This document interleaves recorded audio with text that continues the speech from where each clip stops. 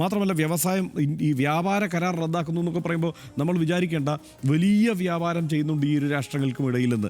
2019 ശേഷം അത് ഏതാണ്ട് 3888 കോടി രൂപയിലേക്ക് ആ വ്യാപാരം ചുരുങ്ങിയിട്ടുണ്ട്. അതെന്ന് പറയുന്നത് വളരെ നാമമാത്രമായ വ്യാപാരമാണ്. അത് ഇന്ത്യയെ വലിയ കാര്യമായി ബാധിക്കുന്നതല്ല. പക്ഷേ പാകിസ്ഥാനിലെ ചെറുകിട വ്യാപാരികളെ വലിയ തോതിൽ അത് ബാധിക്കും എന്നുള്ളത് യാഥാർത്ഥ്യമാണ്. കാരണം ഈ ചെറുകിട വ്യാപാരികളുടെ കച്ചവടമാണ് ആ നിലയ്ക്ക് നടക്കുന്നത്. വാഗ അതിർത്തി വഴി ഇവിടേക്ക് സാധനങ്ങൾ എത്തിച്ചിരുന്നത് ചെറുകിട വ്യാപാരികളാണ്. അവരെ ഇത് പ്രതികൂലമായി ബാധിക്കും. മാത്രമല്ല സാധാരണക്കാരെ ഇതിനകത്തൊരു പ്രശ്നം ഉണ്ടാവാൻ പോകുന്നത് അന്താരാഷ്ട്ര തലത്തിൽ ഇതെങ്ങനെ ചർച്ച ചെയ്യപ്പെടും എന്നുള്ളത് നമ്മൾ കാത്തിരുന്ന് തന്നെ കാണണം. കാരണം വെള്ളം കൊടുക്കുന്നതിനുള്ള ഒരു കരാർ എന്ന നിലയ്ക്ക് മറ്റൊരു തരത്തിലുള്ള പ്രാധാന്യം സിന്ധു നദീജല കരാറിനുണ്ടായിരുന്നു. സാധാരണക്കാരായ പാകിസ്ഥാനിലെ കർഷകർക്കാണ് അതിൻ്റെ പ്രയോജനം ചെയ്യുക എന്ന മട്ടിൽ തന്നെ എല്ലായിടത്തും എല്ലാ ഘട്ടത്തിലും വിലയിരുത്തിയിരുന്നു. മാത്രമല്ല എന്ത് പ്രകോപനം ഉണ്ടാകുമ്പോഴും ഇന്ത്യ ആ കാര്യത്തിൽ ഒരു വിട്ടുവീഴ്ച മനോഭാവം സ്വീകരിച്ചിരുന്നു.